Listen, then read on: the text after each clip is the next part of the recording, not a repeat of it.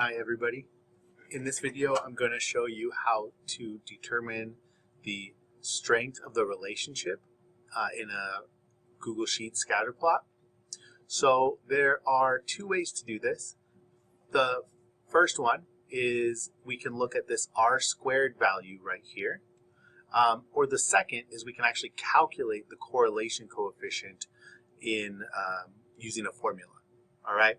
So remember that the variable R represents the correlation coefficient, which tells you the direction and the strength of the relationship between, in this case, average temperature on the X and quantity sold on the Y. And so the first way that you could do this is we could simply take the square root of this number right here. Since this is R squared, to find R, you would just take the square root of it. To do that, I can open up my calculator. I can put in 0.35 and I can take the square root of it.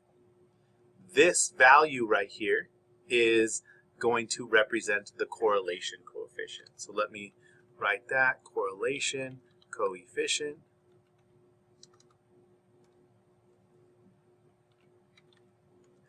And I get 0.59. And remember that the correlation coefficient is on a scale from 0 to 1, -1 to 1, where the closer to 0 is a weaker fit, the closer to 1 is or -1 is a stronger fit. So this number is somewhere in the middle between 0 and 1. So if you were to analyze how good a fit these two things are, how well does X predict Y, or does temperature predict quantity sold? If you got 0.59, you would say this is an average fit, a medium fit, not too strong, not too weak, something like that. So I'll just say medium. The other way to do this is to use a built-in formula. In order to use the built-in formula, you're going to click on the box where you want the correlation coefficient to go. You're going to type in equals, and in Google Sheets, the formula is CORREL. You can see it pops up right there. So that stands for the correlation.